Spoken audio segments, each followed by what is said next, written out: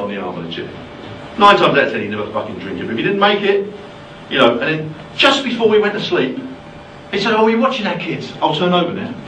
And he put on some old bollocks. Horse racing, cricket, anything but Doctor Who or what you wanted to watch. Because he was a cunt. He really was. Not saying we didn't get on that well, but anyway, one day I got so fed up with this thing with the tea. I made him the tea, he moaned and moaned. So I went over and I shook him. So 5 minutes later I tried it again, and he still wouldn't wake up. So I thought, bollocks. So I took the spoon out and put it on the back of his hand. I tell you what, he went fucking ballistic. He can half move for a big man. You'd be surprised. It was quite a worry. And another thing he used to let us do as kids, and we thought he was being kind to us, was he'd let us answer the door. Basically what he was trying to do was avoid people paying things, you know, because in them days the insurance man would come, the milkman would come, all sorts of people would come, and he didn't want to pay him any money, understandably. He wanted, I have money next week, I've got a big bet coming in next week, yeah, like last week, yeah. And so you go down the door and you go, "Oh, is your dad there?" You go, "Oh, he's not in." "But he's left you on your own." Yeah, but you're only 5. Yeah, of course they never believed it. But I mean, one time it just didn't really pan out that well. I thought I was helping. I let the gas man in, he come up and he read the meter and he went away. When my dad come home and realised we'd been cut off, he went fucking ballistic. Absolutely ballistic. What? You wouldn't answer the door. Half the time we pretended no one was in, you know, all that shit. You know, the telly's on, but we're not in. And I always had this abiding memory of my dad. And do you remember them old 2-bar electric fires you used to have, the sort of curved ones? He had one of them on its back, and he was cooking bacon on it, on the wire, and it fucking stank. I didn't eat any, strangely enough. Anyway, as I say, we didn't get on that well, but now, ironically, I see more of him now, because he lives down the road. He's in the cemetery. Possibly the best place for it.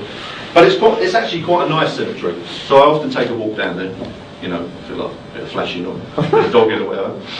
And you see the same sort of people down here, you say hello to them, walking their dog or whatever. You know, and I go down there one day and I see these 4 funeral directors with a coffin, and they're all looking hot and bothered. And I was like, today, it was quite a hot day. And I thought, so out of respect, I blessed myself and I nodded to them and they acknowledged me. And I walked on. And I saw a couple of people, "Oh, hello," and walking the dogs, Elsie and her mate, wherever she's called. And I see this bloke, and he's kneeling by a gravestone.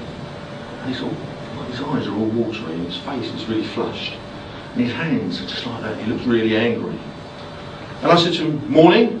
He said, "No, fuck off, I'm having a shit." Which I thought was a little bit inappropriate, really. I could be wrong, you know. But then, there's this other thing we do, I don't know if it's a petty thing, I don't really know. But we always, in the family funeral, we always carry the coffin. It's just a tradition, you know. So obviously I get roped in, being a nice small fella. And I went to my mate's mum's funeral and they didn't carry the coffin. I told my mum and she was outraged. "Oh, they must have been too upset they couldn't do it, you know." She said, "When I go," she said, "you are definitely, you and your brother, you're carrying the coffin." Now, looking at me, you can imagine, it's in the genes. My mum, as Richard knows, is a big old unit. She's packing a few stone, you know. Remember the refrigerator who played American football? It's a bit like that, but white and Irish, you know, which is hard to imagine. So I made a deal with her. I said, "Look, Mum, the only way we're going to carry the coffin is if you die of a wasting disease." I said, "Otherwise, you're fucked." I mean, we could try cremating her, but who knows how long it takes to put her out. But anyway, one of the things I like about the Irish is that they have a good attitude to death. You say sorry for your loss, and then you'll go and get pissed and get absolutely shit-faced. But I went to one funeral, we're standing there with an open grave, still see the coffin, my aunt's in there or whatever. And I'm standing there with my uncle who's 92, so he's probably not long for this world. This old woman walks up and goes, "Ah, don't worry, Eddie, you'll be next." Oh, that's a nice sentiment, that's sort of quite cheery. But my dad being a paddy, sometimes got into little mishaps, you know. And the thing about not upsetting him was, one day, my mum said, "Look, when you see your dad, just don't say anything. Okay, don't say anything." You know, you had fucking 2 heads or what, you know.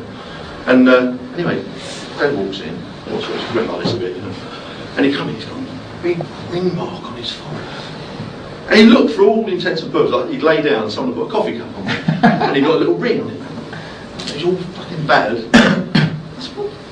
And I'm dying to ask. And I said, don't ask. And when he went, he staggered off to the toilet. Because normally he didn't bother, he used to piss on the sofa, but that's another story. But I said, "Mum, what happened?" And apparently he'd been on the site and he'd walked straight smack him with a scaffold. How fucking thick does it have to be? But I always remember another example of how stupid he was. Big calloused hands. You know, maybe mine looked sort of like, you know, really girly hands. His was sort of fucking huge, and the skin was about a foot deep. And this one day, he decided, fine, it was 6 months without hot water. So it wasn't great, we obviously didn't have a lot of money. And he eventually decides to put the boiler in. And he's doing the old Paddy thing, you know, the old, cheers, no, I don't get to think. So he's having a little think like this. And then, and we realise that his hand's not on the wall, it's actually on the outside of the boiler, which hasn't got a cover on. And his hand is burning. Oh! So we said, Dad, and he looks, oh, cheers still. So can we, Dad, put under the tap, under the tap. So what did you do? Did you put under the tap like a normal person? No. Stops fucking licking it. He said, I've got a healing tongue, so I don't know how that works. Just do not know how that works.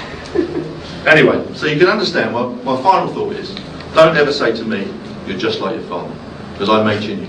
Thank you very much.